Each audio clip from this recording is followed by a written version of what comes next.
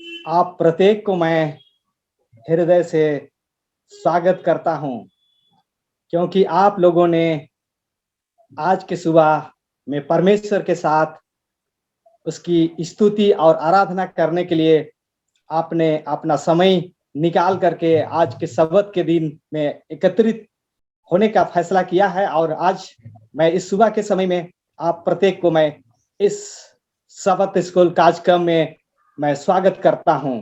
हमारे बीच में पास्टर बरकत मसीह हो सकते हैं, पास्टर नरेश टुडू हो सकते हैं, डॉक्टर जेम कुजूर हो सकते हैं, पास्टर जॉन मीज हो सकते हैं, पास्टर राजेश पूरे हो सकते हैं, और तमाम जितने भी हमारे रेगुलर सदस्य हैं उनका भी मैं इस सब्त के सुबह में मैं उनका हूँ। आपने हमारे लिए एक कीमती समय दिए हैं, ईश्वर की महिमा हो। इस वक्त हम इस सभा को शुरुआत करने से पहले हम प्रार्थना में जाएंगे और आज इस वक्त प्रार्थना में पास्टर जॉन मीज अगुवाई करेंगे। आइए हम प्रार्थना करेंगे।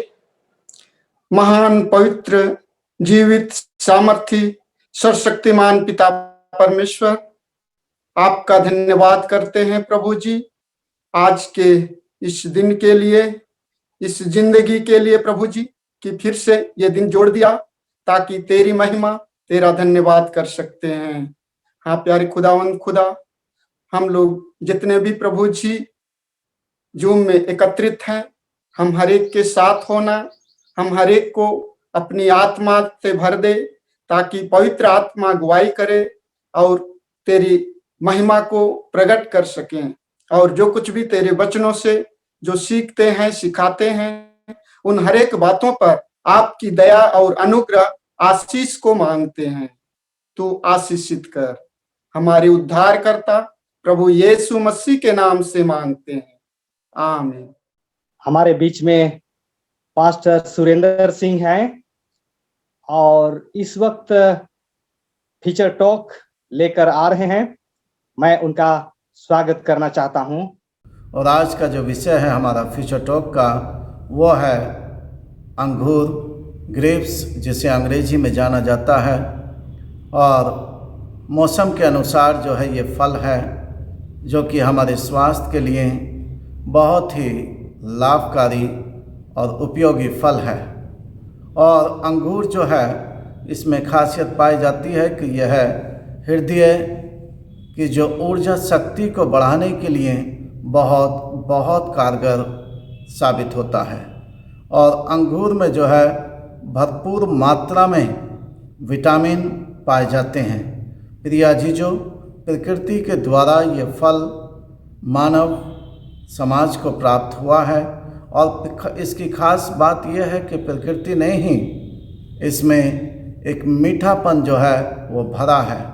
और इसके मीठेपन से जो है, जो नसों में, नाड़ियों में कहीं पर ब्लॉकेज या सूजन या किसी और प्रकार की समस्या आ जाती है, ख़ास तौर से मस्तिष्क में, तो यह फल जो है हमारे हृदय की पुष्टि और जो है विटामिन हमारे शरीर के लिए बढ़ाता है ये।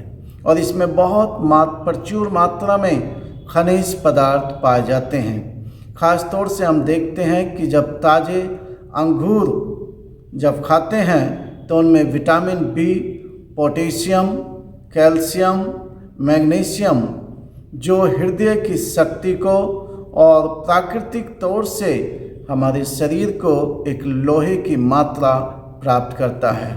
और हम देखते हैं कि बहुत से हमारे अजीज भाई बहनों को जो है खून की, रक्तचाप की कमी हो जाती है, तो अंगूर का जूस बना कर के लेते हैं। और उससे ज़्यादा कहीं जब हम अंगूर वैसे ही खाते हैं, वो ज़्यादा हमारे लिए फ़ायदेमंद होते हैं। और वो है जो है हमारे शरीर के रक्तचाप की कमी को पूरा करता है। बताया गया है कि जो खून की कमी को ठीक करता है, जब कभी खून में कमी आ जाती है तो ये उसके लिए भी कारगर होता है।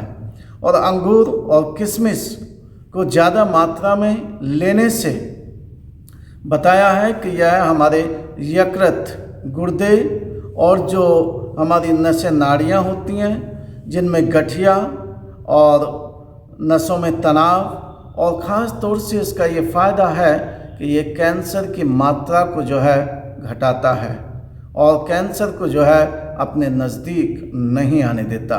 प्रिया जी, जो अंगूर हमारे स्वास्थ्य के लिए इस प्रकार से है कि जैसे कि एक बहुत ही कारगर चीज़ है हमारे लिए।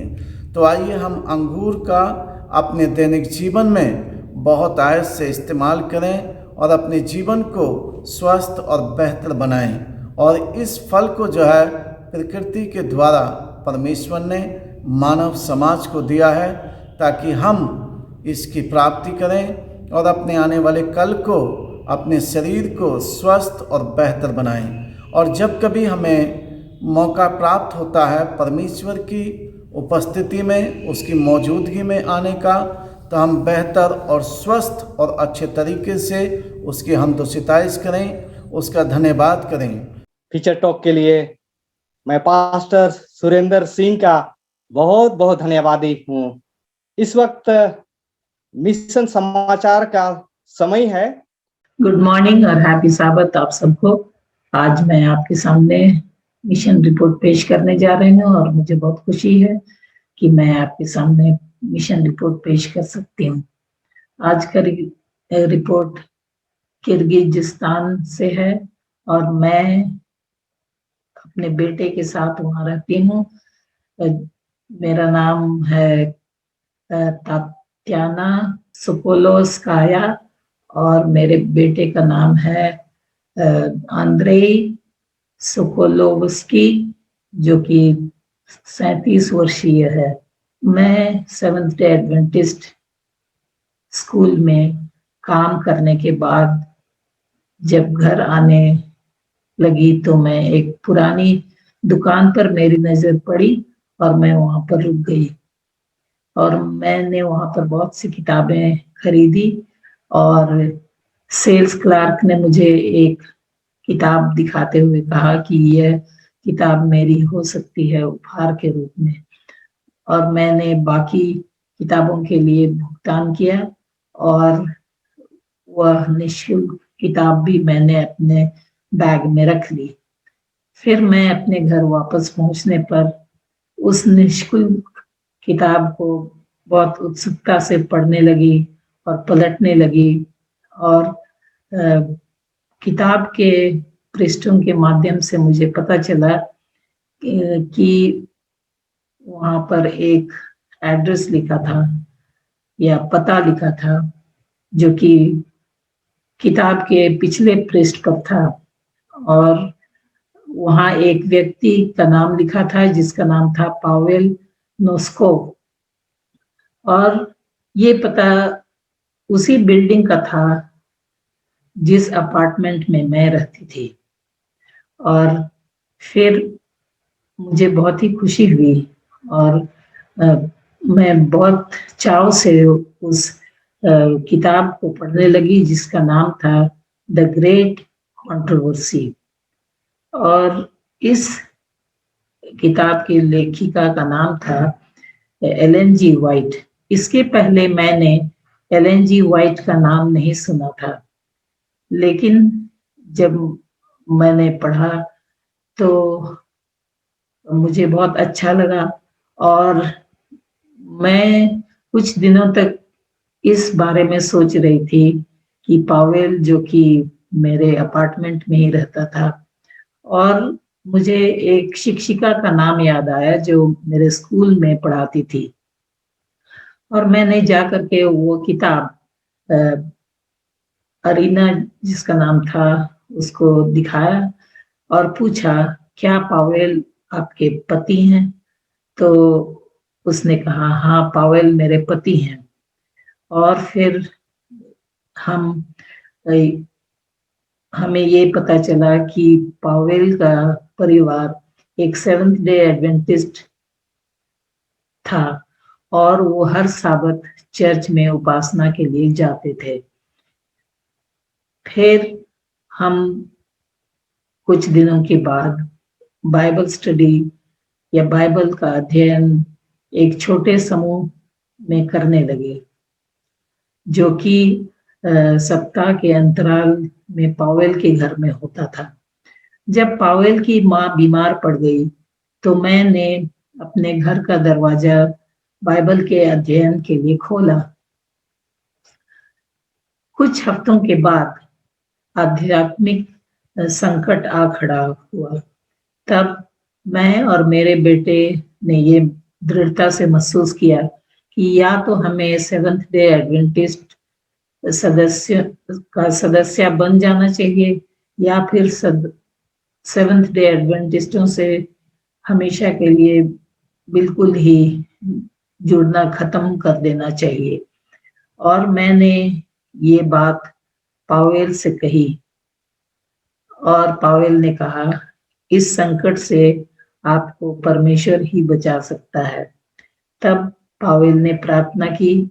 इसके बाद मैं और मेरा बेटा दोनों ही पहली बार साबत की उपासना के लिए चर्च में गए। यहाँ जब हम गए तो हमें बहुत ही अच्छा लगा, क्योंकि यहाँ के सदस्य बहुत ही गर्मजोशी से मैं और मेरे बेटे का स्वागत कर रहे थे और ऐसा बर्ताव कर रहे थे जैसे हम वर्षों बाद मिल रहे।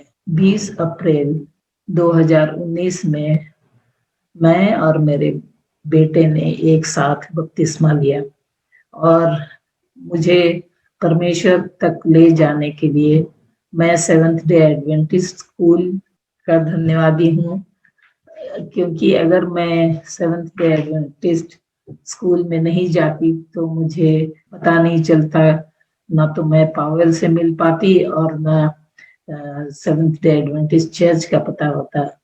3 साल पहले 13वें सबत के का चंदा की मदद से मुझे ईश्वर तक पहुंचाने के लिए इसका श्रेय मैं सेवंथ डे एडवेंटिस्ट स्कूल को देती हूँ, क्योंकि ना मैं इस स्कूल में काम करती और ना ही मुझे पावेल के बारे में पता चलता और ना मुझे सेवंथ डे एडवेंटिस्ट चर्च का पता चलता और ना ही मुझे ईश्वर के बारे में पता चलता।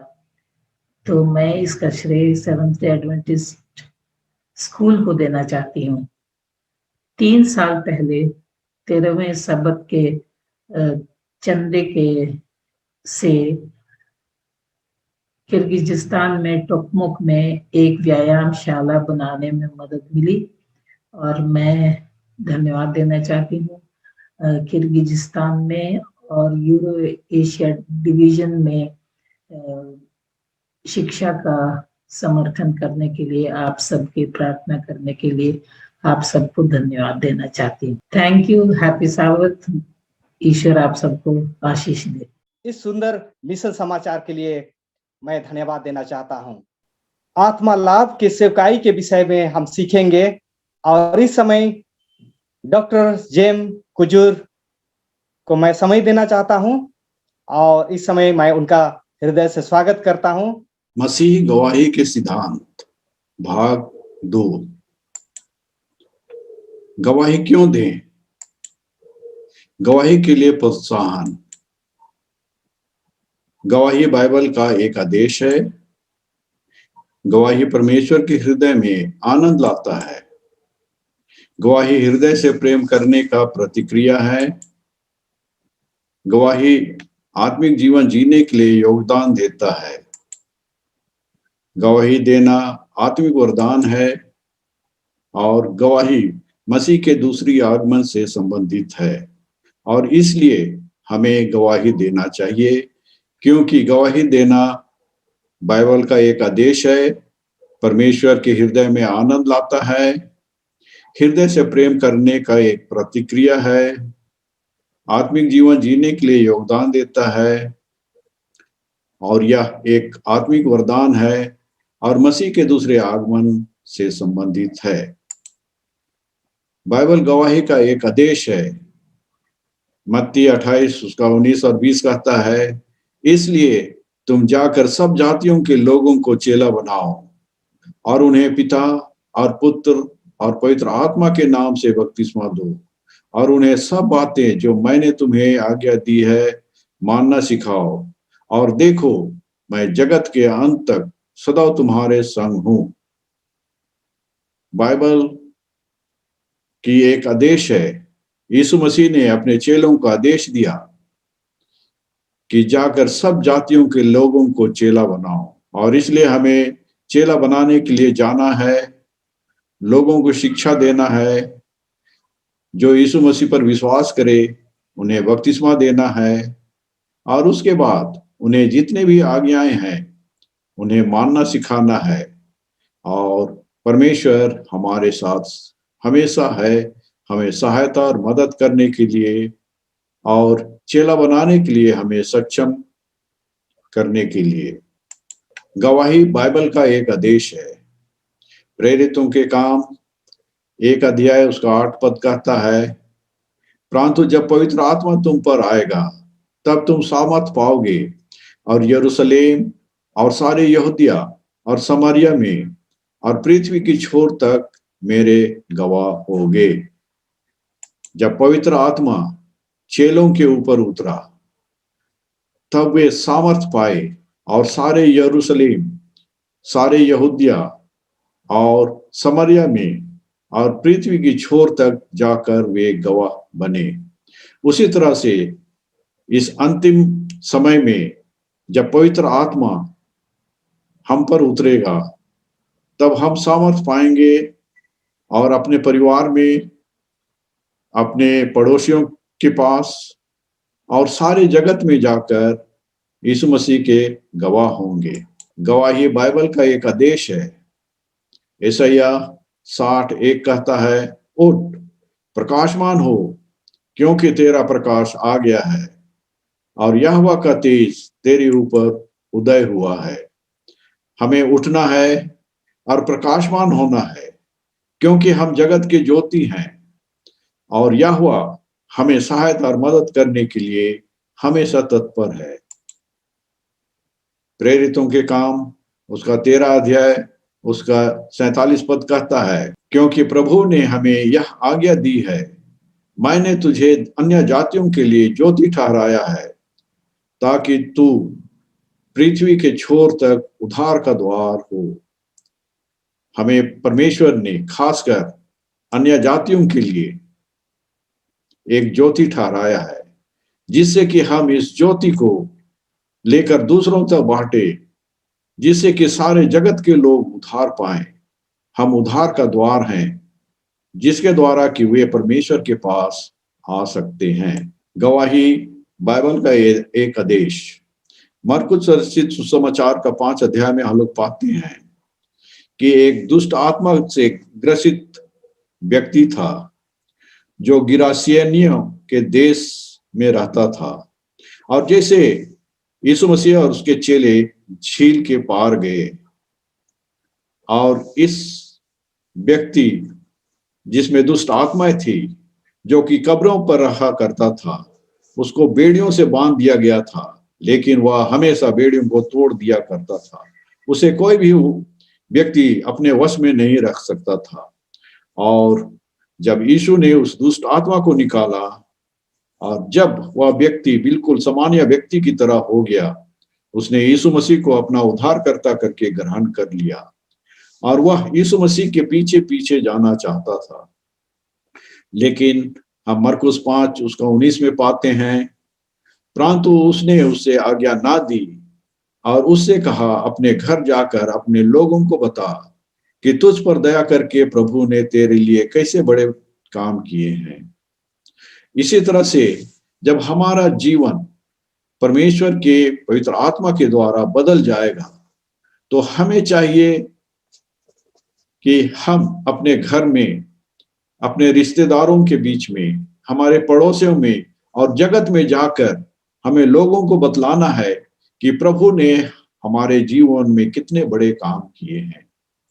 और इसे जानकर लोग एकमात्र परमेश्वर को जान पाएंगे और उसके निकट आएंगे।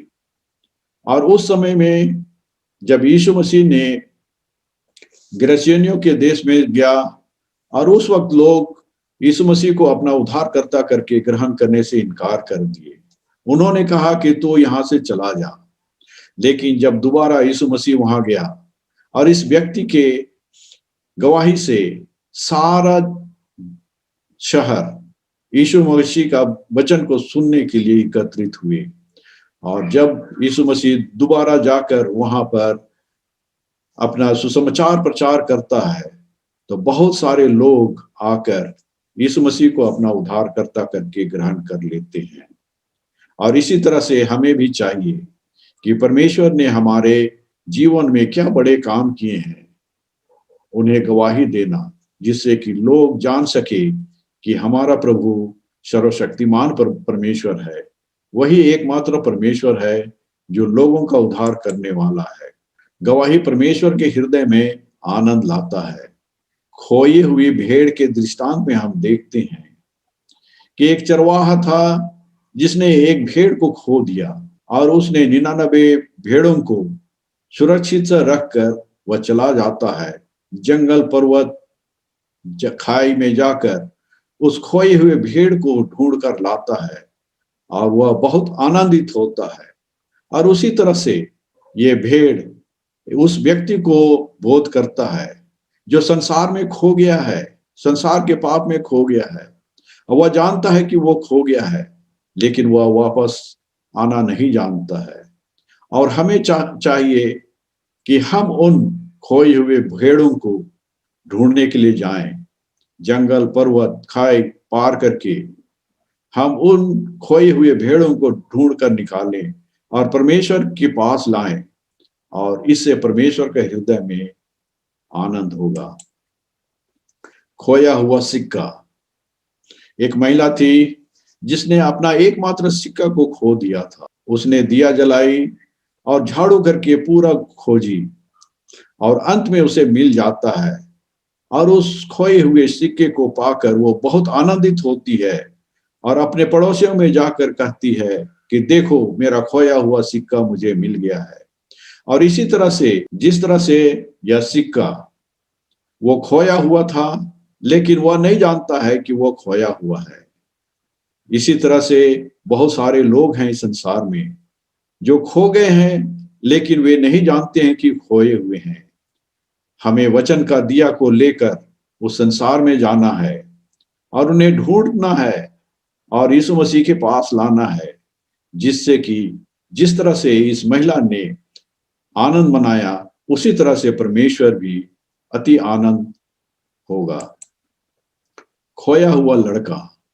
यह लड़का जानता था कि वह खो गया है और वो जानता था कि उनके पिता कहाँ रहते हैं और वो आ सकता था। उसी तरह से हमारे कलीसिया में बहुत सारे ऐसे खोए हुए बेटे बेटियां हो सकती हैं जो कि किसी कारणवश वे भटक गए हैं और उनका संबंध परमेश्वर के साथ घनिष्ठ नहीं है। हमें चाहिए कि उन खोए हुए बेटे बेटियों को मसीह के पास लाएं और जब वे आते हैं तो मसीह अति आनंदित होता है। गवाही हृदय से प्रेम करने का प्रतिक्रिया है। दूसरा कुरिन्थियों की पत्री 5 अध्याय उसका 14 पद कहता है, क्योंकि मसीह का प्रेम हमें विवश कर देता है। यदि हम वास्तव में मसीह से हृदय से प्रेम करते हैं तो यह प्रेम हमें विवश कर देगा कि हम जगत में जाकर इस प्रेम को बांटें, जिससे कि दूसरे लोग भी परमेश्वर का प्रेम को जाने पहचाने और उनका अनुयायी बनने। और जब एक व्यक्ति परमेश्वर के पास आता है तो परमेश्वर अति आनंदित होता है। गवाही हृदय से प्रेम करने का प्रतिक्रिया है। यहाँ डिजायर ऑफ एजेस उसका 141 पृष्ठ कहता है, जैसे एक व्यक्ति परिवर्तन होता है वैसे ही उसके हृदय में एक इच्छा उत्पन्न होता है कि वह दूसरों को जानकारी दे कि उसने क्या ही प्रिय मित्र यीशु को पाया है। उद्धार और पवित्रता की सच्चाई अपने हृदय में बंद नहीं रख सकता। जो भी व्यक्ति वास्तव में हृदय से परिवर्तन हुआ है तो वह अपना हृदय में उसे छिपा कर रख नहीं सकता है। वो अति आनंदित है कि उसने एक ऐसा मित्र, एक ऐसा प्रिय मित्र को पाया है, और वह यीशु मसीह जो उद्धार करता है, और वह अपने हृदय में उसे बंद करके रख नहीं सकता है। वह लोगों तक पहुंचेगा और उन्हें इस उद्धार का उपाय को बतलाएगा। गवाही आत्मिक जीवन जीने के लिए योगदान देता है। यहाँ डिजायर ऑफ एजेस 142 पृष्ठ में कहता है, परमेश्वर हमारे बिना सहयोग के पापियों को बचाने का उद्देश्य को पूरा कर सकता था, पर मसीह शरीर के चरित्र के विकास के लिए हमें उनके कार्य में सहभागी होना है। परमेश्वर अगर चाहता तो हमारे बिना सहायता से वह सारे जगत में सुसमाचार को फैला सकता था, लेकिन वह चाहता है कि हम सुसमाचार को जगत में फैला करके हम खुद अपना चरित्र का विकास कर सकें, हमारा चरित्र मसीह शरीर का बन जाए। और इसलिए वह हम में से प्रत्येक से चाहता है कि हम इस सुसंवाद को जगत में ले जाएं, जिससे कि गवाही देने के कारण हम अपना आत्मिक जीवन जीने के लिए हम योगदान देते हैं। और आगे कहता है, उनके आनंद में प्रवेश होने के लिए उनके बलिदान से छुड़ाए गए आत्माओं को देखकर आनंदित होने के लिए हमें उनके उद्धार के कार्य में भागी होना है। और जब कोई आत्मा उद्धार पाता है, वह परमेश्वर के पास आता है, तो हम भी उनके साथ अति आनंदित होते हैं। और इस आनंद को प्राप्त करने के लिए भी हमें चाहिए कि गवाही दें, और गवाही देने के कारण हम आत्मिक जीवन जीने के लिए योगदान देते हैं। एक्ट्स ऑफ अपोस्टल पृष्ठ संख्या 105 कहता है, बुराई का प्रतिरोधक बल अकर्मक सेवकाई द्वारा प्राप्त होता है। कब अकर्मक सेवकाई होता है? ये उससे तुलना किया जाता है जब युद्ध में बैरियों के साथ में लोग आमने सामने खड़े रहते हैं, और उस वक्त यदि हम शिथिल रहें तो बैरी आके हम पर हमला करके हमें हरा देंगे। और इसीलिए हमें चाहिए कि उन पर आक्रमण करना, बुराई से बचना चाहते हैं तो हम आक्रामक तौर से लोगों की सेवकाई करना है, जिससे कि लोग उद्धार पा सके और साथ में हम बुरी राहों से भी बच सकें। गवाही देना आत्मिक वरदान है। गवाही देना आत्मिक वरदान है। कलीसिया मसीह का सिर है। शरीर के कई अंग हैं। विभिन्न अंग मिलकर एक तंत्र बनता है, जैसे श्वास का तंत्र, पाचन तंत्र, हृदय कार्य के तंत्र और मांसपेशियां, अस्थि के तंत्र। और ये तंत्र हैं जो कि पूरा शरीर का भाग है। और जब ये सारे तंत्र या जितने भी अंग हैं वे काम करेंगे, तभी एक मनुष्य अच्छी तरह से कुछ भी काम कर सकेगा। और कोई भी अंग काम करना बंद कर दे तो ये शरीर के लिए बहुत घातक साबित हो सकता है। जो आपके हाथ में है उनका प्रयोग करें। जो भी आत्मिक वरदान आपने पाया है, छोटा हो या बड़ा, उसका प्रयोग करना चाहिए। यदि हम उस आत्मिक वरदान को प्रयोग में ना लाएं तो वह नष्ट हो जाएगा। हम मूसा का उदाहरण लेते हैं। जब मूसा को परमेश्वर ने इस्राएलियों को मिस्र देश से छुड़ाना चाहता था, और उस वक्त मूसा अपने को अयोग्य समझा, और उस वक्त परमेश्वर ने उसे कहा, तेरे हाथ में क्या है? उसने कहा, एक छड़ी।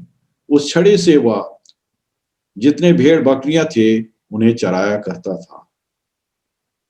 परमेश्वर ने उसे कहा कि उसे जमीन पर फेंक दे, और जब उसने जमीन पर फेंक दिया वह सांप बन गया, और मूसा डर से उससे भागने लगा। लेकिन परमेश्वर ने कहा, उसके पूंछ को से पकड़ ले, और जब उसने उसके पूंछ को पकड़ा तो फिर से लाठी बन गया।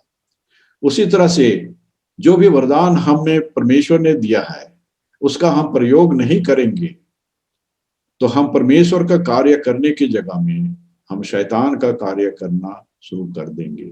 और इसीलिए परमेश्वर चाहता है कि हम में से प्रत्येक कोई जो भी वरदान हमें मिला है उसका उपयोग करें, जिससे कि उसके उपयोग के द्वारा परमेश्वर का काम में बढ़ावती हो।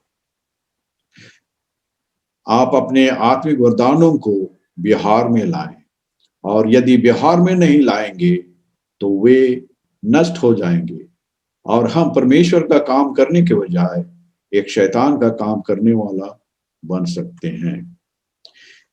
गवाही मसीह के आगमन से संबंधित है। मत्ती रचित सुसमाचार उसका 24 अध्याय उसका 14 पद कहता है, और राज का सुसमाचार सारे जगत में प्रचार किया जाएगा कि सब जातियों पर गवाही हो, तब अंत आ जाएगा। हम जानते हैं कि हम शेष समय में वास कर रहे हैं और हमें गवाही देना है।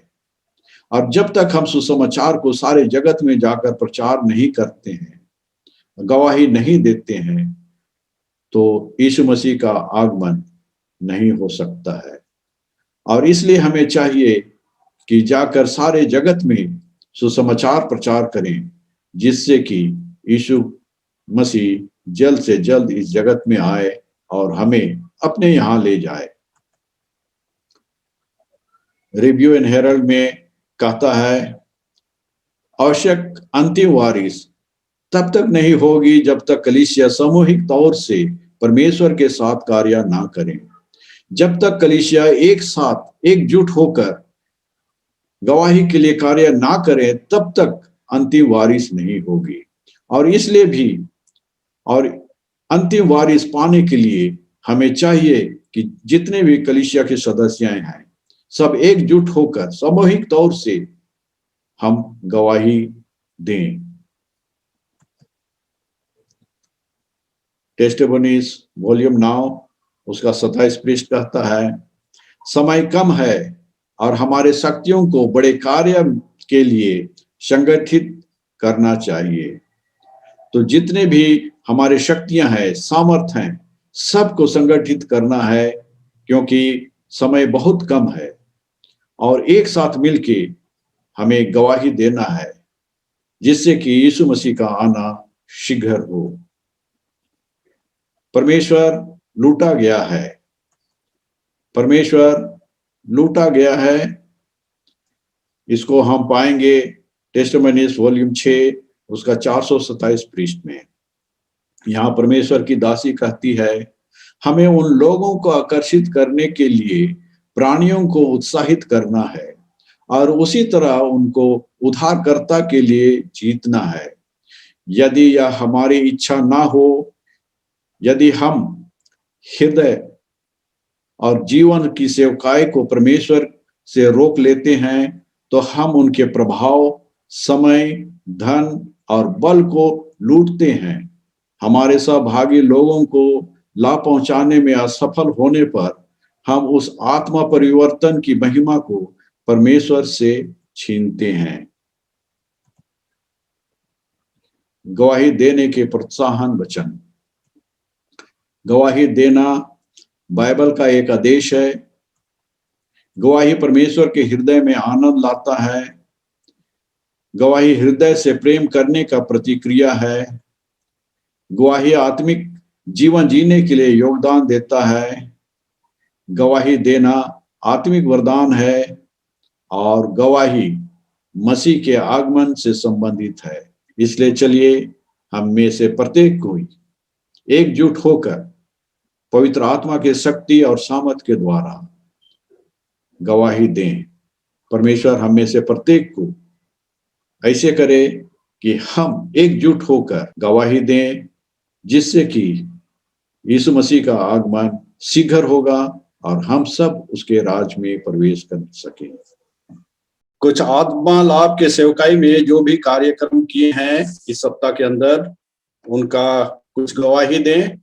और गवाही देने से पहले मैं एक गवाही देना चाहता हूं कि मेरे व्हाट्सएप में बहुत सारे लोग जुड़े और उनमें से एक व्यक्ति ने मेरे पास फोन करके कहा कि वह काफी बीमार है और उनकी पत्नी भी बीमार है और दोनों इतने बीमार हैं कि वे अपने लिए भोजन तक बना नहीं सकते हैं और कोई मदद करने वाला नहीं है।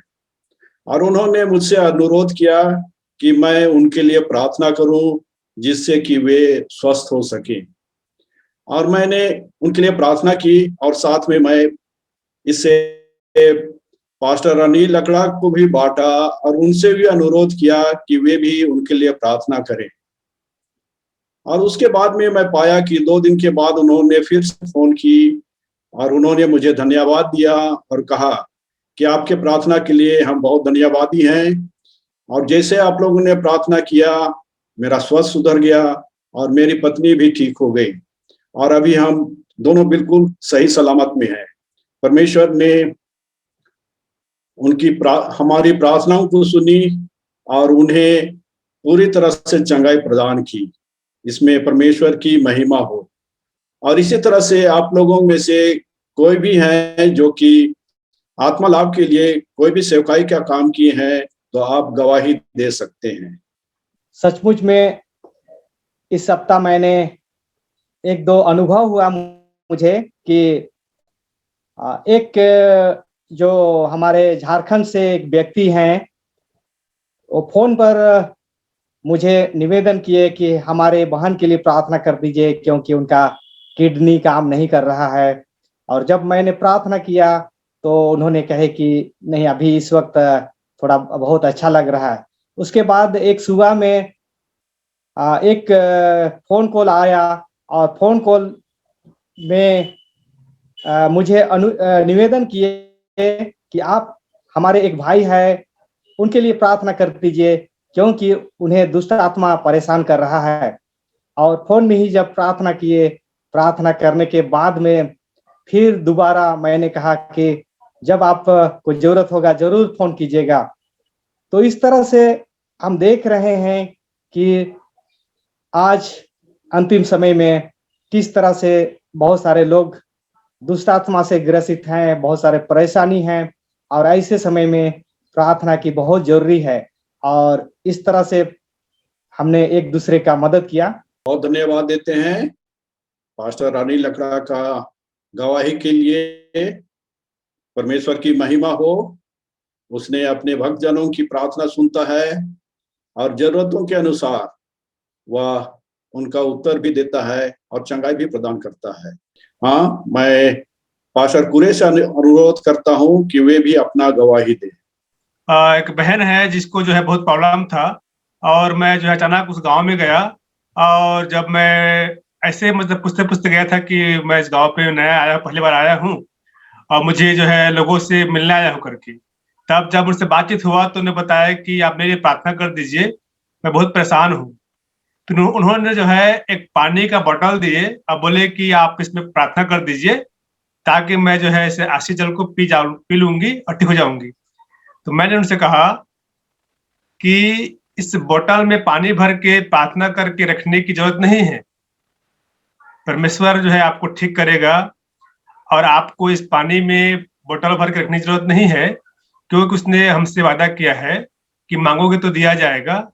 हम प्रार्थना करेंगे, आप इस बोतल के पानी में विश्वास मत करो, आप विश्वास करो परमेश्वर पर, मसीह पर, वो आपको ठीक करेंगे।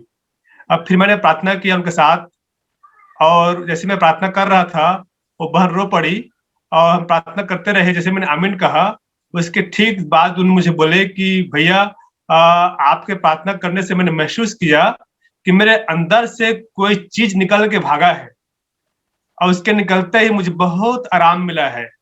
और धन्यवाद कि आपने मेरे लिए प्रार्थना किए। और उस दिन से लेकर के वो बहन जो है वो बोतल में पानी भरना बंद कर दी और बस प्रार्थना करती है, कुछ होने से मुझे फोन करती है और हम जो है आत्मिक लाभ ले रहे हैं। आपकी गवाही के लिए हम बहुत धन्यवाद देते हैं।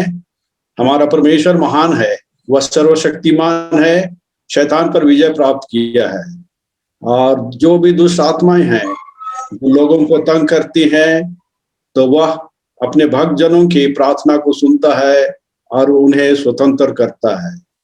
आपकी सेवकाई के लिए हम बहुत धन्यवाद देते हैं। हम पास्टर बरकत मसीह के पास जाएंगे और वे भी अपना गवाह देंगे। ये बात इसी हफ्ते की है जो गुजरा। एक चर्च है यहाँ पर अपरगंज सेक्शन में नजीमाबाद।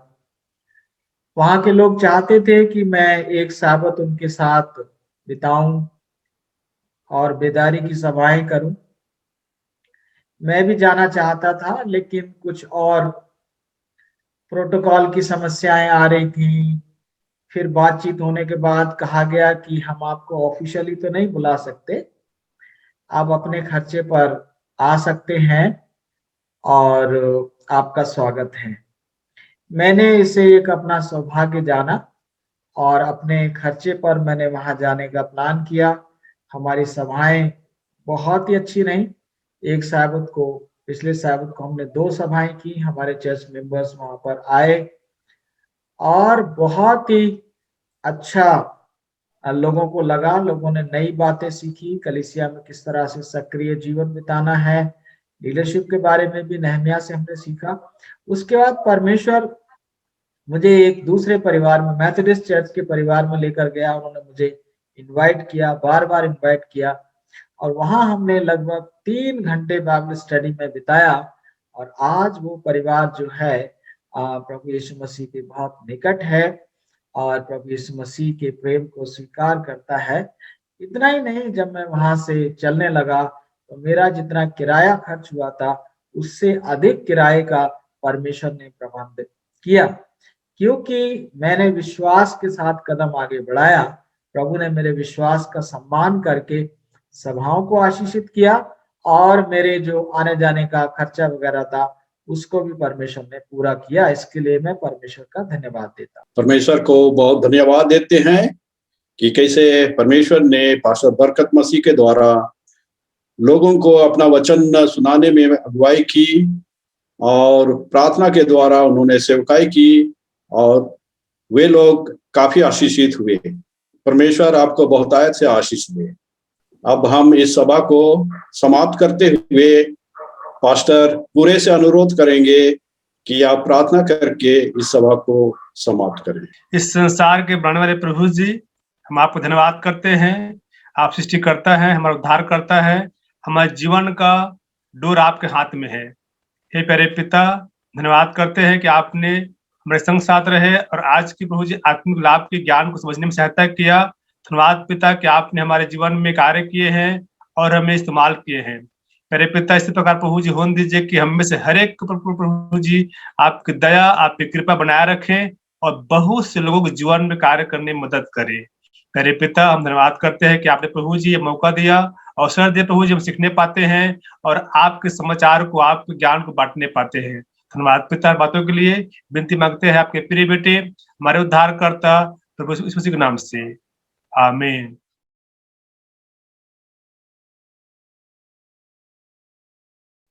इस सबत क्लास में आप प्रत्येक को मैं स्वागत करना चाहता हूं। इस सभा को शुरू करने के लिए मैं पास्टर नरेश टुड्डू से निवेदन करता हूं कि वे प्रार्थना में अगुवाई करेंगे। दयालु पवित्र महान दयालु परमेश्वर, पवित्र विश्राम साबत दिन के लिए कि आपने ये विश्राम दिन को स्वस्थ शरीर में होकर के, पवित्र आत्मा में होकर के आपने हमें आपकी स्तुति, महिमा, इबादत के लिए अपने भवन में हमें लेके आए। आज के इस वचन में प्रभु हम अपने दिल, मन, हृदय को खोलते हैं। हमें पवित्र आत्मा से अभिषेक कीजिए ताकि हम आज के संदेश के द्वारा बहुतों को आत्मा लाभ के लिए और अपने जीवन के लिए आत्मिक तरीके से हम आशीषित प्राप्त करने हो सके। धन्यवाद परमेश्वर हमारे प्रार्थना को सुनने के लिए। सभा स्कूल संचालक और हम सभा स्कूल डिस्कस जितने कोई हम शामिलित है, आज साबत पाठ में हम सबको स्वर्गीय ज्ञान और बुद्धि से परिपूर्ण कीजिए।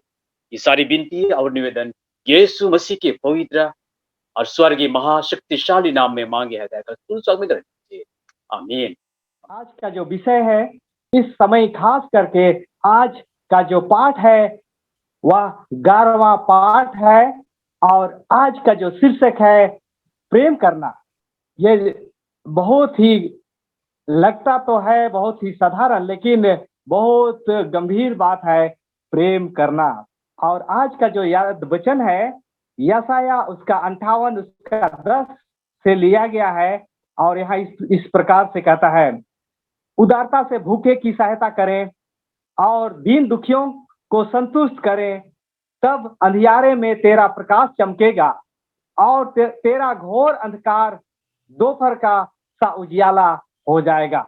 जब हम भूखे लोगों की सहायता करेंगे, जब हम दीन दुखियों की देखभाल करेंगे, जब हम अपने लोगों की सहायता करेंगे, तब हमारा नाम, परमेश्वर का नाम, परमेश्वर की बड़ाई, परमेश्वर की महिमा दूर दूर तक फैलता जाएगा।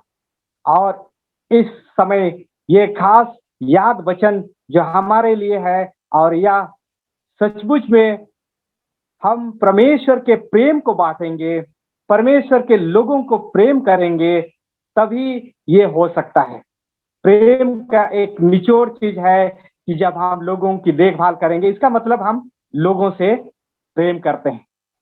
कहा जाता है एक यहूदी पुजारी था और उनका एक पत्नी थी, जो कि उनका जो दोनों में बहुत अच्छी तरह से रहते थे। लेकिन ये जब एक समय की बात है, उनके पास फोन में एक बहुत बड़ा धमकी या तो गंदी भद्दी फोन कॉल आया, और फोन कॉल से पता चला कि ये बहुत ऐसे लोग किए हैं जो बहुत ही घृणा और अश्लील काम करते हैं, जो अच्छा नहीं है। लेकिन कहा जाता है कि जब उनके पास ये लोग इनका जो रिपोर्ट है, जो पुलिस के पास जब रिपोर्ट किया गया और देखा गया कि ये लोग कौन है, तो पता चला कि वह एक अपंग व्यक्ति है, और ये किस तरह से ये कर सकता है, ये बहुत चिंतित हो गए। और इस तरह से उनके बीच में एक नफरत का सा माहौल था। लेकिन बाद में क्या किए, ये लोग अच्छी तरह से चिकन मुर्गे पका करके उनके पास पहुंचा दिए, और पहुंचाने के बाद में उनका जो चेहरा बिल्कुल बदल गया, और बाद में उनके पास वे लोग मिलते जुलते रहे, और बाद में वो व्यक्ति पूरी तरह से बदल गया और उनके बीच में एक प्रेम बढ़ता गया। उसी तरह से आज का जो विषय है, खास विषय पर हम अध्ययन करेंगे, और आज का जो विषय में जो चर्चा करेंगे, उपवास के विषय में चर्चा करेंगे कि सच्चे उपवास क्या है।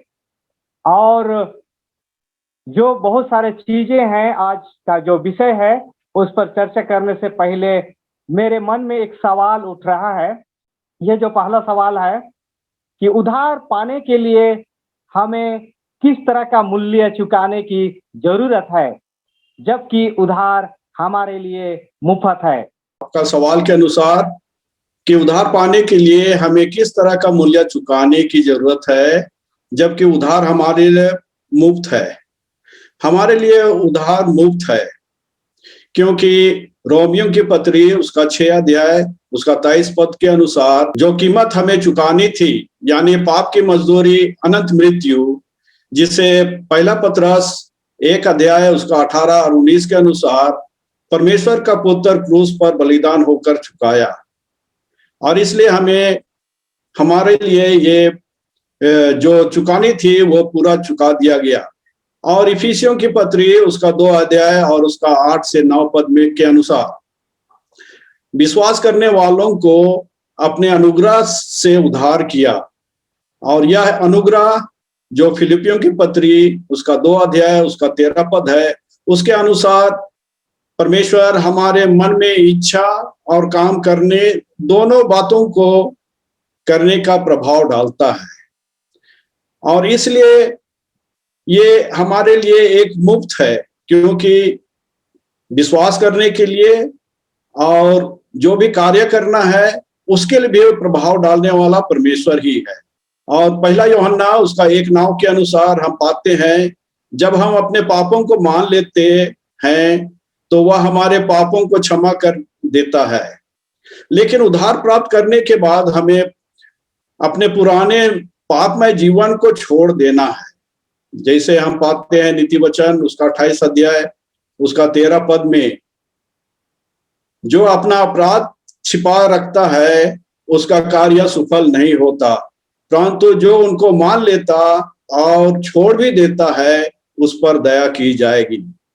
तो इससे मैं समझता हूं कि जो मूल्य, जो अनंत मृत्यु थी, उसे परमेश्वर का पुत्र चुका दिया और उसने हमारे हृदय मनों में अपना आत्मा भेज के इच्छा शक्ति भी दी और कार्य करने के लिए भी शक्ति दी, और सिर्फ हमें चुनना है और जो भी परमेश्वर ने कहा है उसके इच्छा के अनुसार अपने आप को ढालना है, जिससे कि जो उद्धार उसने हमें दिया है वो हमें प्राप्त हो। और जिस तरह से उद्धार पाने के लिए हमें क्या मूल्य चुकाने की जरूरत है, सचमुच में आज हमारे लिए उद्धार तो मुफ्त दिया गया है। और जिस तरह से कहा गया है कि अहो सब प्यासे लोगों पानी के पास आओ, कहने का मतलब कि जिस तरह से पानी मुफ्त मिलता है उसी तरह से हमें भी परमेश्वर का वचन कहता है कि मुफ्त में ले जाओ। तो ये इसका मतलब क्या होता है? जिस तरह से डॉक्टर कुजूर जवाब दिए, पास्टर कूरे भी हमारे बीच में कुछ बोलना चाहते हैं। पास्टर कूरे, आपका ये समय है। सवाल आप बहुत प्यारा सवाल है, बहुत अच्छा लगा सवाल आपका, बहुत ही सुंदर सवाल है। उद्धार पाने के लिए हमें किस तरह का मूल्य चुकाने की जरूरत है? हालांकि हमारे लिए हमारा कीमत चुका दिया गया है, उद्धार के लिए हमें और कोई कीमत चुकाने की जरूरत नहीं है। मैं जो है बाइबल का वर्ष पढ़ना चाहता हूँ, लूका उसका 9 का 23। यहाँ पे कहता है, उसने सबसे कहा, यदि कोई मेरे पीछे आना चाहे तो अपने आप से इनकार करे और प्रतिदिन अपना क्रूस उठाए हुए मेरे पीछे हो ले। तो मैं समझता हूँ कि हमें अगर कोई कीमत चुकाना है तो कीमत है अपने आप को इनकार करना है। कोई कीमत चुकाने की अगर जरूरत पड़ रहा है तो यह है कि हमें अपने आप का इनकार करना है और हमें अपना क्रूस उठाकर यीशु के पीछे चल लेना है। अब क्रूस का मतलब होता है कुर्बानी, बलिदानी, त्याग करना। तो त्याग करके, अपने आप को त्याग करके, अपने हर जो इच्छाएं हैं उनको त्याग करके हमें यीशु मसीह के पीछे हो लेना है। तो जो उसने हमारे लिए किया है हम उसे हम प्राप्त कर सकते हैं। मैं बहुत धन्यवादी हूँ डॉक्टर कुजूर और पास्टर कूरे का जवाब सुन करके। लेकिन हमारे बीच में शायद इस सवाल का जवाब हमें और अच्छी तरह से पाने के लिए मुझे जाना पड़ रहा है। पास्टर बरकत मसीह हमारे बीच में है। ये बात सच है कि हमारा उद्धार हमारे लिए तो मुफ्त है, परंतु परमेश्वर ने एक बहुत बड़ी कीमत चुकाई है। और एक वचन है इसके लिए जो पहला पत्रस 1 अध्याय उसका 18 पद में बताया गया है। उस वचन को मैं आपके साथ पढ़कर अपने दो एक विचार हैं जो आपके साथ साझा कर सकता हूँ।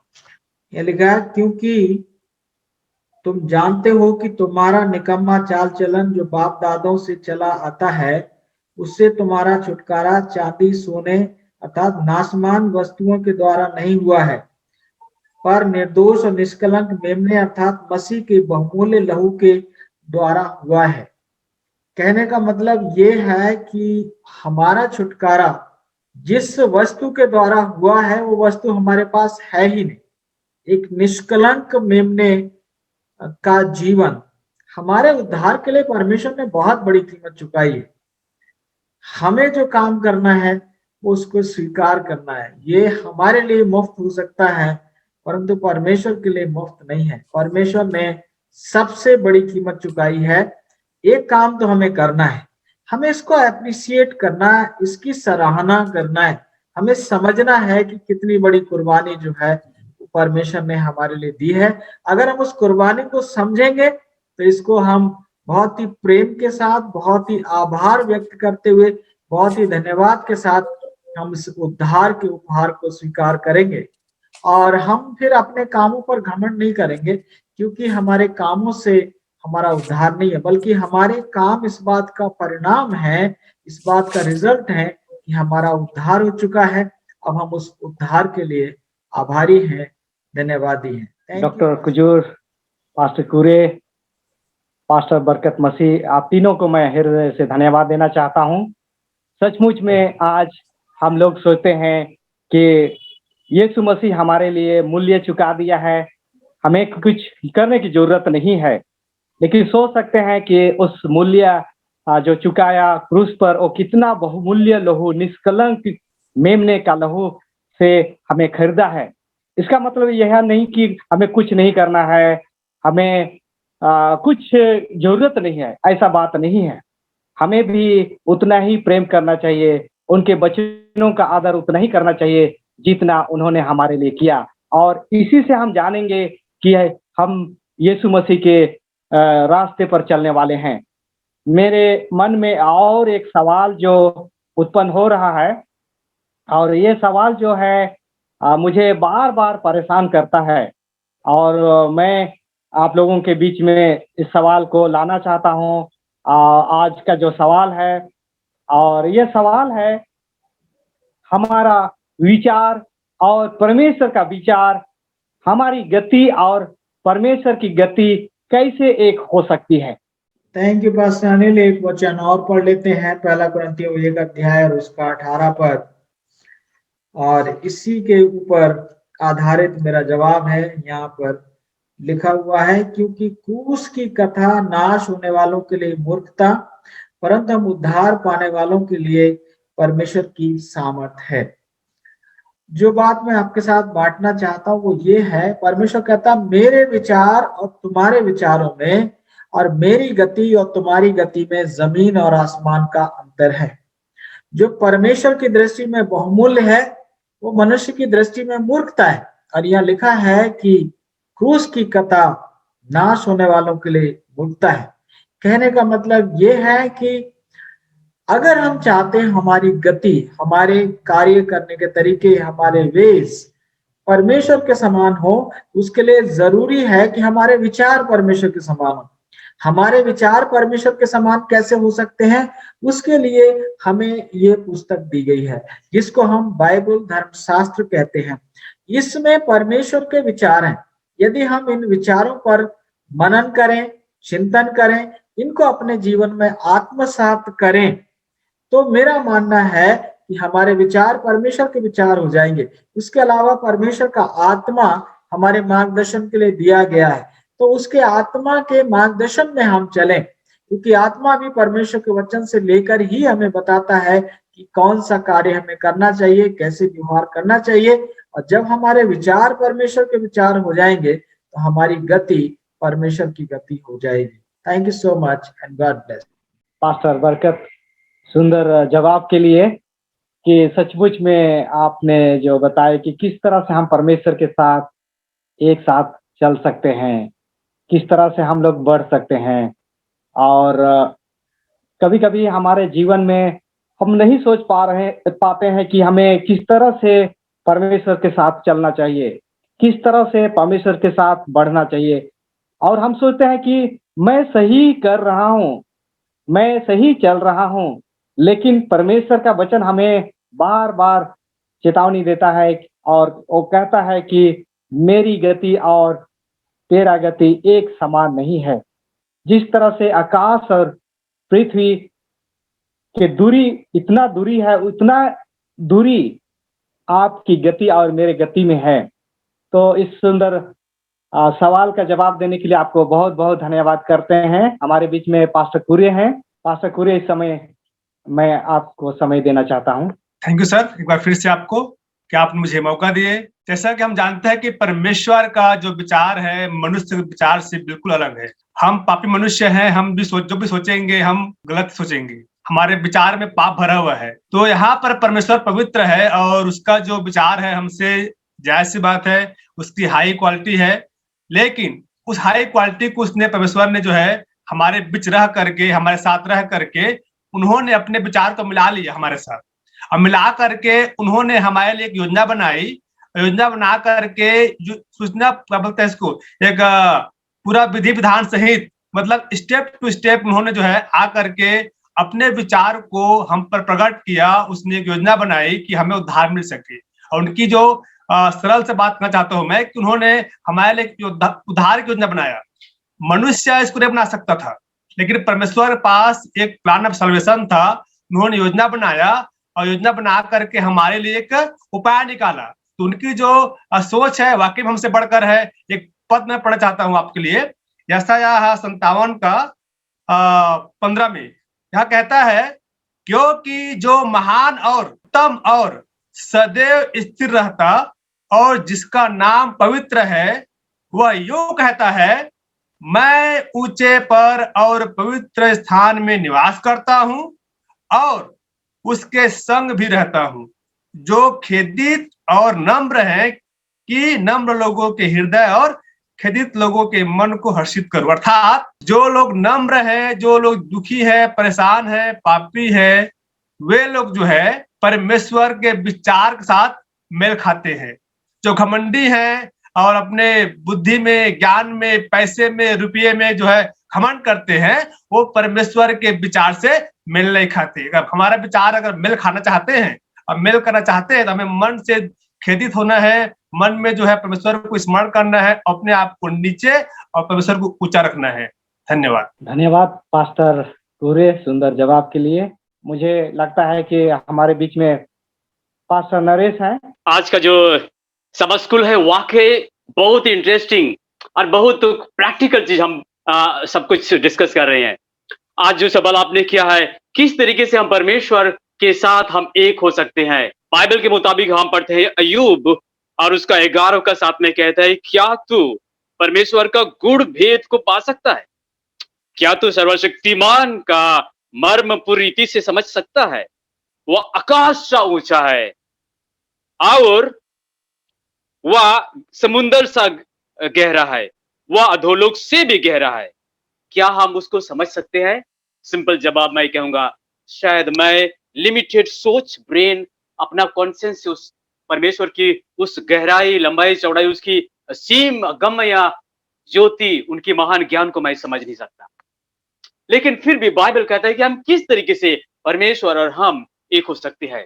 यूहन्ना का यदि हम पढ़ेंगे 17 और उसका 21-20 में कहता है, यीशु मसीह खुद कहता है कि जिस प्रकार यीशु मसीह और परमेश्वर एक है, एक हो सकते हैं। यीशु मसीह ने दुआ में ये कहा, वैसे ही इस संसार के मेरे लोग और यीशु मसीह हम भी कुछ हद तक एक हो सकते हैं। और वो तभी संभव है जब हम परमेश्वर की इच्छाओं को पूरी करेंगे, हम उसमें एक हो सकते हैं। दो विचारधारा व्यक्ति कभी एक मंच में नहीं हो सकते। नहीं तो परमेश्वर का अगम्य, उसका जो ज्ञान, उसका बुद्धि, परमेश्वर का विजडम को हमारे ये लिमिटेड ब्रेन्स की समझ से परे है। जब हम परमेश्वर के साथ एक होना चाहते हैं तो परमेश्वर का पवित्र आत्मा की जरूरत है, और परमेश्वर के पवित्र आत्मा के बगैर हम उसके साथ एक नहीं हो सकते हैं।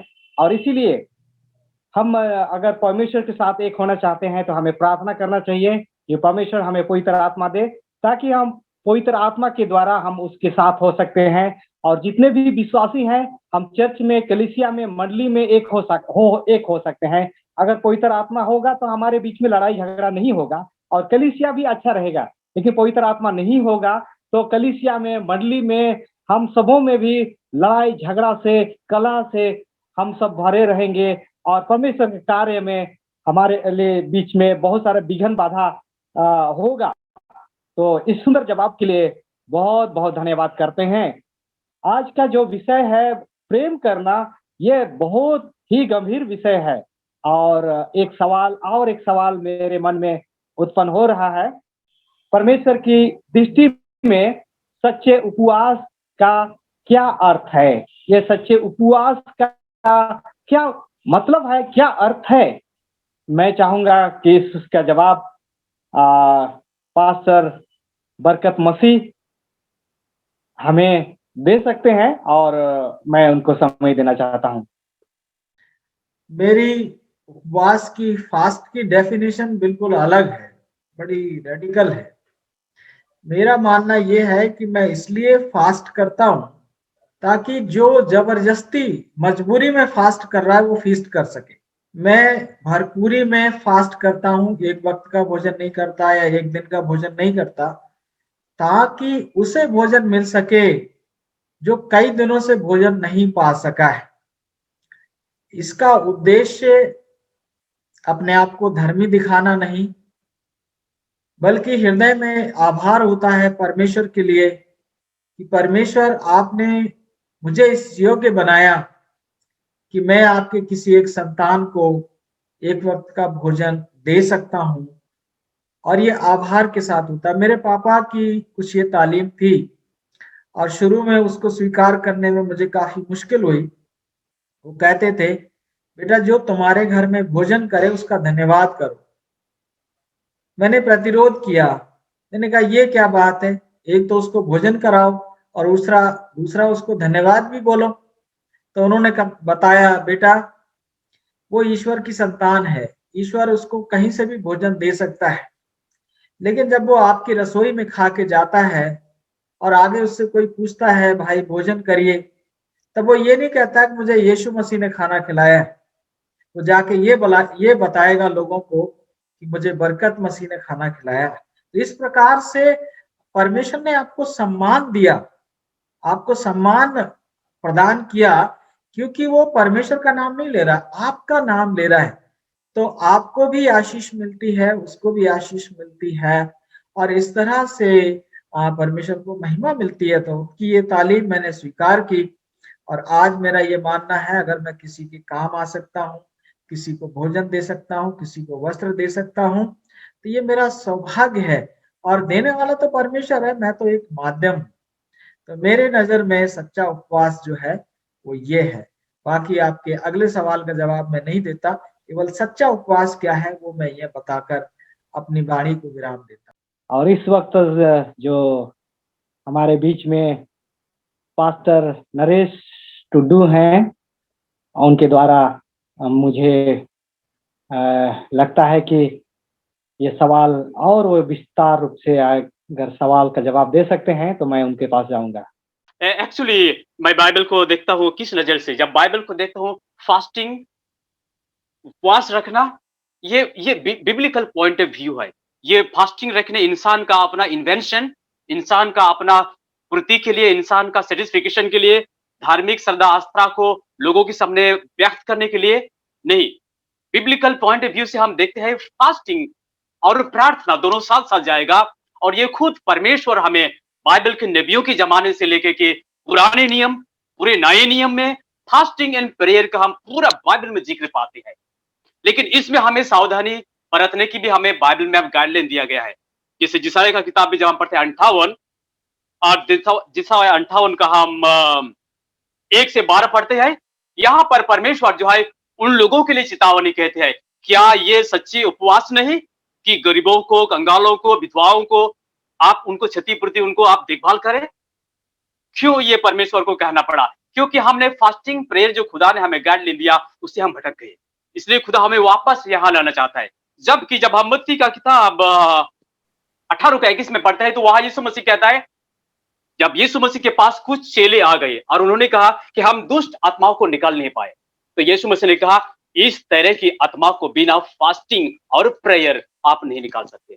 Means biblical positive side, fasting prayer, परमेश्वर हमें बहुत सारी चीजों में सफलता, आशीष और परमेश्वर के करीब लाने, संसारिक खाना कपड़ा रद्द छोड़ करके खुदा के पास आने में हमें कुछ पॉजिटिव व्यू देता है। लेकिन फास्टिंग का मतलब ये नहीं कि हम सेविंग करें, हमने 2 मील का खाना छोड़ दिया, सेविंग हो गया और हम तीसरे दिन से खाना शुरू किए। उस प्रकार का फास्टिंग तो फास्टिंग नहीं है, वो तो हम सेविंग कर रहे हैं। अगर मैं दिन में 2 मील खाऊं तो 2 मील सेविंग हो रहा है मेरा, 200 रुपये या 300 रुपये। बाइबल उस प्रकार का सेविंग फास्टिंग नहीं करना चाहता। अगर मैं आज सुबह नाश्ता नहीं खाता हूं, वो नाश्ता किसी नीडी को जाएगा, वो है फास्टिंग। सो मैं कहूंगा कि बाइबल जो हमें फास्टिंग करने कहता है, दोनों साइड हमें बैलेंस रखना है। यीशु मसीह ने फास्टिंग के अगेंस्ट में हमें नहीं कहा है, लेकिन फास्टिंग को बिब्लिकल ट्रैक्स में, सही कॉन्सेप्ट में हमें लाने की जरूरत है। Thank you so much. इस वक्त डॉक्टर कुजूर हमारे बीच में हैं, मैं उनको समय देना चाहता हूं। मैं बहुत धन्यवाद देता हूं समय देने के लिए, और मैं पास्टर बरकत मसीह और पास्टर नरेश टुडू के कहने पर बहुत सहमत हूँ। यदि हम बाइबल में देखें तो सिर्फ एक पुराने जमाने में सिर्फ एक ही समय में परमेश्वर ने उपवास करने के लिए कहा था, और वह था प्रायश्चित के दिन के समय उपवास करने का।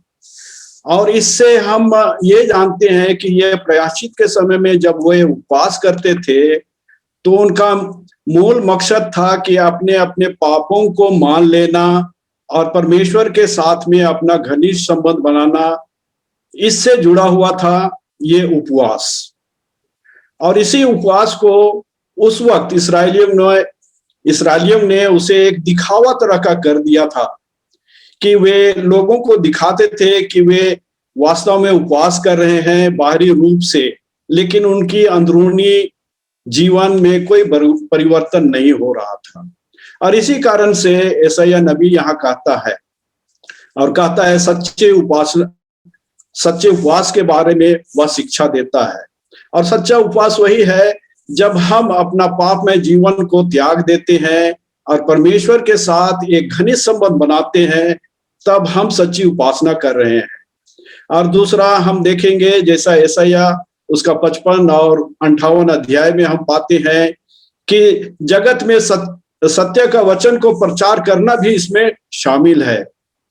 और तीसरा है कि जितने जरूरतमंद लोग हैं उनकी जरूरत के अनुसार उनकी सेवकाई करना, ये सच्चा उपवास है, ना कि हमें बाहरी रूप से किसी को दिखलाना या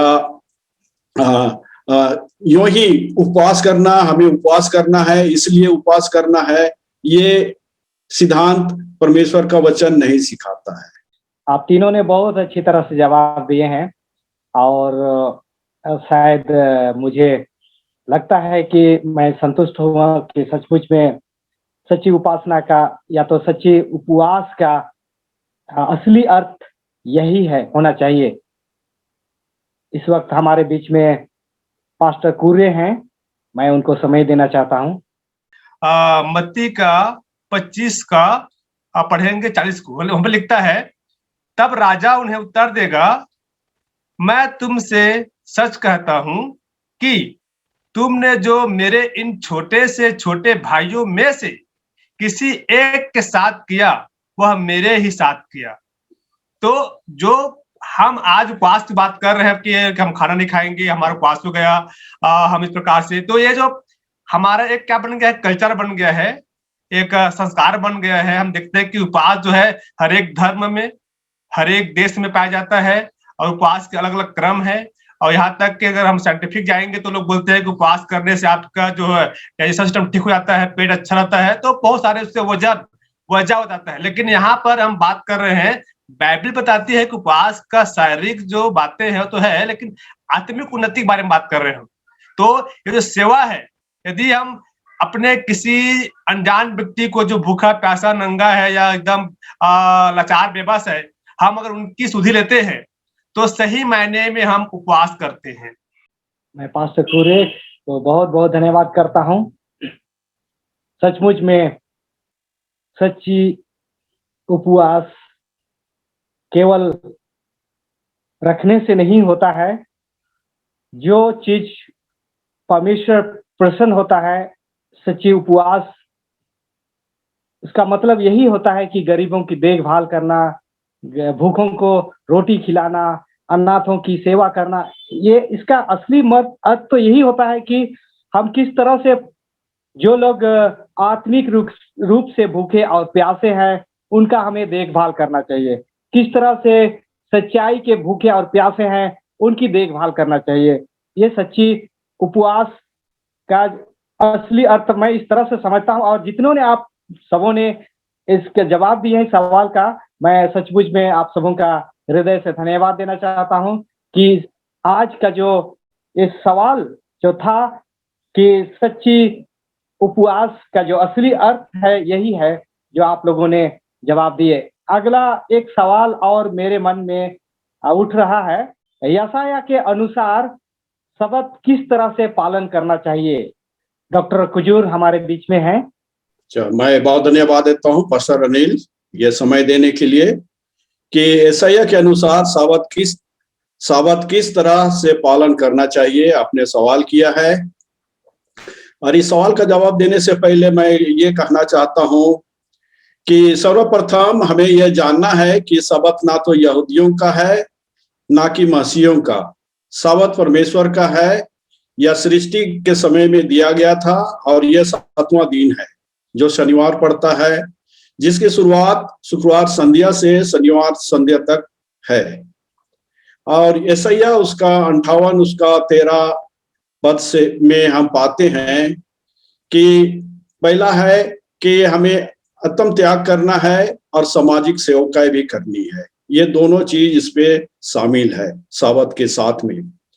और यदि हम देखें तो विश्राम दिन को अशुद्ध नहीं करने के लिए कहता है, अपनी संसारिक इच्छा पूरी नहीं करने कहता है, विश्राम का दिन को आनंद का दिन करके मानने के लिए कहता है, परमेश्वर का पवित्र दिन करके मानने कहता है, और उसका सम्मान करने के लिए भी हमें कहता है। और साथ में कहता है कि अपने मार्ग में नहीं चलना और अपनी इच्छा को पूरी नहीं करना। ये बातें आती है कि विश्राम दिन को किस तरह से पालन किया जाए। लेकिन विश्राम दिन का पालन में और एक चीज है कि सामाजिक सेवकाई भी इसमें शामिल है। और ये सामाजिक सेवकाई हम यीशु मसीह के जीवन से हम देखते हैं। जब वह इस जगत में था, वह विश्राम के दिन बहुत सारे लोगों की चंगाई की, दुष्ट आत्माओं को निकाला। और इस तरह से हम देखते हैं कि ये सामाजिक सेवकाई भी विश्राम का दिन में करना एक इसका भाग है। और जब हम सामाजिक सेवकाई को देखते हैं तो हम पाएंगे मत्ती 14 उसका 16 के अनुसार कि भूखों को भोजन खिलाना है, मत्ती 25 उसका 35 और 36 के अनुसार प्यासों की प्यास बुझाना, अजनबियों को स्वागत करना, बीमारियों की सेवकाई करना, बंदियों से मुलाकात करना। और लूका रचित सुसमाचार उसका 3 अध्याय और 11 पद कहता है, नंगों को वस्त्र पहनाना। और याकूब 1:27 के अनुसार अनाथों की सुधि लेना, विधवाओं की भी सुधि लेना। और दूसरी कुरिन्थियों उसका 1 उसका 4 के अनुसार दुखी और संकट में पड़े लोगों को सांत्वना देना। तो ये है विश्राम दिन का पालन करना कि हम किस तरह से विश्राम दिन का पालन कर सकते हैं। एक तो है आत्म त्याग करके और दूसरी है सामाजिक सेवकाई करके हम साबत का सच्ची तरह से पालन कर सकते हैं। डॉक्टर कुजूर, आपका जो जवाब था बहुत सटीक था, बहुत सुंदर था। इस जवाब के लिए आपको बहुत बहुत धन्यवाद करते हैं। पास्टर नरेश हमारे बीच में हैं, ये समय आपका है।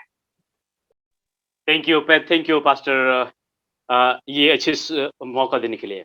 एंड पास्टर जेम कुजूर ने हमें अच्छी तरह से साबत के बारे में शेयर किया। मैं उसमें जोड़ना चाहूंगा जो मेरे पॉइंट ऑफ व्यू से, बाइबल के मुताबिक साबत जो day is the reason to be please.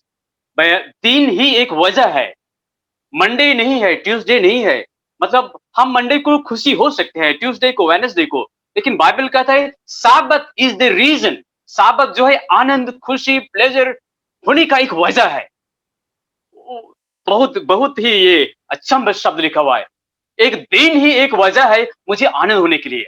और इसलिए जो हमारे सामने उन्होंने पेश किए, जिसे 58 का 13 में कहता है, यदि हम एक्टिवली, पैसिवली नहीं, उसको बोझ ना समझे, उसको दबाव ना समझे, उसको प्रेशर ना समझे, अरे साबत के दिन यहाँ नहीं जाना है, वहां नहीं जाना है, ये नहीं करने वाला है, वो नहीं करने वाला है। नो नो नो नो, साबत हमें पहले बार सोचना है डे ऑफ प्लेजेंट, आनंद, खुशी, उपासना, परमेश्वर के साथ महिमा करना। एंड जब हम ये सारी चीजें सोच लेते हैं एक्टिवली, ये नहीं कि कलीसिया का एक set of rules and regulation है, ये नहीं कि एडवेंटिस्ट का वो एक कानून है, नहीं, इस नजर से नहीं। साबत हमारे डे ऑफ डिलाइट, हमें खुशी का दिन पहले बात तो हमें होना चाहिए एक्टिवली। वाओ, क्या ही आशीष, आनंद, खुशी का दिन है। एंड देन बाइबल कहता है 13 का 58 का 14 में, then passively mean somebody will give you joy again on top of. जब हम मानते हैं एक्टिवली परमेश्वर का इस साबत को एक खुशी, आनंद, हर्ष का दिन, देन बाइबल कहता है देन परमेश्वर फिर से हमें आनंद, खुशी, प्लेजर, सुखी हमें देता है। अपने जो जवाब दिए बहुत बहुत धन्यवाद करते हैं। इस वक्त हमारे बीच में पास्टर बरकत मसीह हैं। जो कुछ भाई नरेश ने कहा उसमें ही थोड़ा सा ऐड करूंगा मैं। साबत का दिन आनंद का दिन है और उसको आनंद हम कैसे प्राप्त कर सकते हैं। यीशु मसीह ने कहा साबत के दिन भले काम करना है, साबत के दिन किसी का प्राण बचाना है, अर्थात साबत के दिन किसी ऐसे इंसान को आनंद दीजिए जो दुखी है, तो आपको सच्चा आनंद मिलेगा और इससे परमेश्वर को महिमा मिलेगी। साबत का समय मेरे हिसाब से तो उन कामों को बंद करके जो हम अपने लिए करते हैं, जो अपनी जीविका के लिए करते हैं, जो हम अपने किसी और वजह से करते हैं, उनको छोड़कर हम वो काम करें जो हम परमेश्वर के वजह से करते हैं, परमेश्वर की इच्छा के अनुसार करते हैं, परमेश्वर को प्रसन्न करने के लिए करते हैं। अर्थात हम दीन दुखी लाचार गरीब मोहताजों के काम आए, उनको सहारा दें, उनको खुशियां दें। तो मैं सोचता हूँ साबत का दिन सचमुच हमारे लिए आनंद का दिन बन जाएगा। साबत में स्वार्थ के लिए कोई जगह नहीं है। वो इंसान कभी भी साबत का आनंद प्राप्त नहीं कर सकता है जो स्वार्थी है, जो केवल अपने बारे में सोचता है।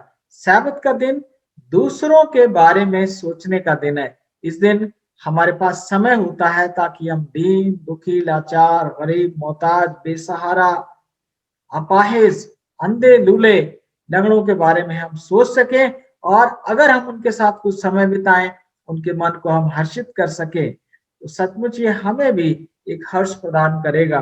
जब हम किसी को खुशी देते हैं तो हमें कभी भी दुख नहीं होगा। जब हम आनंद देंगे तो हमें आनंद ही मिलेगा। पास्टर कुरे हैं हमारे बीच में। आपका सवाल बहुत ही अच्छा है और हमारे लिए बहुत ही लाभप्रद है। ये जानना बहुत जरूरी है कि सबत के विषय में हमें एक बार फिर से जानने का मौका मिल रहा है। और जैसा कि आप लोगों ने हमारे बीच में जो पार्टिसिपेंट है, हमारे सर हैं, लोग हैं, उन्होंने बहुत अच्छा से प्रकट किया। मैं एक शब्द इसमें जोड़ना चाहता हूं उसमें, कि सबत की जो दिन है आज एक कस्टम बन गया है। उसी कस्टम को खत्म करने के लिए यशायाह ने जो है एक कदम आगे बढ़ा, और एक कदम आगे बढ़ करके बताना चाह रहा है कि तुम इसको महज एक कस्टम की तरह मत निभाओ कि आज सबत दिन है, सबत के दिन हम जो है जाएंगे और आराधना कर लेंगे, 2 गीत गा लेंगे, प्रार्थना कर लेंगे, हमारा आज सबत पूरा हो गया। तो सबत की आराधना जरूरी है, लेकिन सबत की आराधना को केवल कस्टम बना करके मत चलो, उससे बाहर आओ। बाहर आकर के गवाह बनो उस परमेश्वर के लिए जिसने आज के दिन को ठहराया है हमारे लिए, तुम्हारे लिए, हम सब के लिए। और उस कस्टम को तोड़ करके बाहर आकर के गवाह बनो कि परमेश्वर ही है जो सबत को बनाया है, ताकि हम संसार के काम काज में तो रहते ही हैं, उससे अलग एक और दिन है जहां हम परमेश्वर से मिलने पाते हैं। और वो कब मिलेगा? जब हम गवाह बनेंगे, या गवाह बन करके उन लोगों को पास जो नहीं जानते इन बातों को, हम गवाह बने कि भाइयों बहनों ये दिन है परमेश्वर हमारे लिए बनाया है। आप संसार के काम काज में कहाँ मशगूल हो, बाहर आओ दुनिया से और सच्चे परमेश्वर को पहचानो, क्योंकि ये सबत दिन हमारे लिए चिन्ह है और छाप भी है परमेश्वर के लोग कहे जाने के लिए। आपका सुंदर जवाब के लिए doctor Kujur, pastor Naresh, pastor बरकत, आप सबों का सुंदर जवाब देने के लिए बहुत बहुत धन्यवाद करते हैं। आखिरी में हम पहुंच चुके हैं और इस वक्त शायद हमें आज का जो विषय में जो सीखने को मिला, ये सचमुच में काबिले तारीफ मैं करता हूं कि सचमुच में यशायाह बोलता है कि ओ प्यासे लोगों मेरे पास आओ, पानी के पास आओ, तुम अपने रुपया पैसा व्यर्थ चीजों में क्यों खर्च करते हो। उसी तरह से हम सच्ची उपवास के विषय में अध्ययन किया और उसके विषय में जाना कि सच्ची उपवास क्या है, और आखिरी में हमने अध्ययन किया कि सबत का पालन किस तरह से करना चाहिए। और जब हम सबत का पालन करते हैं तब हम को परमेश्वर आशीष देता है। याकूब का भाग में से खिलाऊंगा बोलता है, कहने का मतलब कि जीरो से हीरो बनाएगा। जिस तरह से याकूब के पास कुछ नहीं था, लेकिन किस तरह से एक घर से भागा हुआ व्यक्ति के पास परमेश्वर ने इतना आशीष दिया कि हम विश्वास नहीं कर सकते हैं कि इतने सारे धन और दौलत वो लेकर के वापस लौटता है।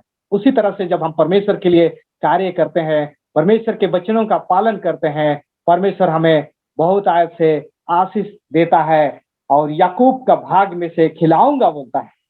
और सचमुच में जब इस तरह से शब्द की जो उपासना है, आराधना है, हमारे दिलों में वास करता है, इसका मतलब यही है कि परमेश्वर हमारे हृदय में वास करता है।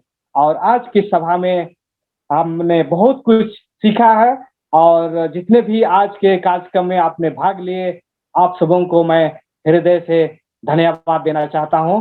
Pastor Barkat Masih, pastor Naresh, pastor Kure, pastor John Minch और साथ में हमारे डॉक्टर जेम कुजूर हो सकते हैं, जो कि अच्छी तरह से हम लोगों को बताने के लिए और हर एक सवाल का जवाब उन्होंने अच्छी तरह से दिए हैं। आप सबों का हम हृदय से धन्यवाद करना चाहता हूं। और चलिए हम इस सभा को अंत करेंगे।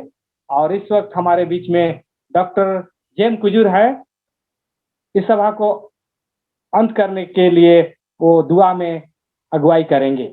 स्वर्ग और पृथ्वी के सृष्टिकर्ता पिता परमेश्वर, हम तुझे बहुत धन्यवाद देते हैं कि हम छोटे झुंड एकत्रित होके तेरी उपासना आराधना कर सकते हैं, तेरा वचन को अध्ययन कर सकते हैं और एक दूसरे को बांट सकते हैं। हमने आज देखा तेरे बड़े प्रेम को, तूने हमें सृष्टि की है और तूने हमारा उद्धार भी किया है और इसलिए हम तेरे हैं। और तू महान परमेश्वर है और हम एक पतित व्यक्ति हैं, लेकिन तेरे प्यार ने हम सबों को विवश कर दिया कि हम तेरे बेटे और बेटियां कहलाने योग्य हो सके। और तूने एक बड़ा बलिदान दिया अपना पुत्र को देकर, जिसने हमारा उद्धार किया, हमारे जो अनंत मृत्यु थी उसे अपने ऊपर ले लिया और अपना आनंद जीवन हमें दिया। और तू हमें सिखाता है कि हम किस तरह से तेरे करीब आ सकें, तेरे साथ संबंध बना सके और दिन प्रतिदिन तुझ में बढ़ते जा सके और हम सही तरह से उपवास रख सके, तेरे विश्राम दिन का पालन कर सके और तुझ एकमात्र परमेश्वर को जाने पहचाने और दूसरों की सेवकाई भी करें, जिससे कि लोग हमारे सेवकाई को देखकर तुझ एकमात्र परमेश्वर को जाने पहचाने और वे भी तुझे अपना उद्धारकर्ता करके ग्रहण करके तेरे राज में प्रवेश करने वाले हो सके। हमने जो कुछ भी अध्ययन किया है उसको अपने हृदय मनों में रखने के लिए शक्ति और सामर्थ्य दे और साथ में उसे अमल करके अपने जीवन में परिवर्तन करने के लिए भी हमें मदद कर, जिससे कि हमारा जीवन दिन प्रतिदिन तुझमें बदलता जाए और जब मसीह बादलों में से होकर आएगा तो हम सब तेरे राज में पाए जा सके। आज के आशीषों से तो हमें से प्रत्येक को परिपूर्ण कर। इस प्रार्थना को यीशु मसीह के नाम से मांगते हैं, दया कर सुन और ग्रहण कर। आमीन।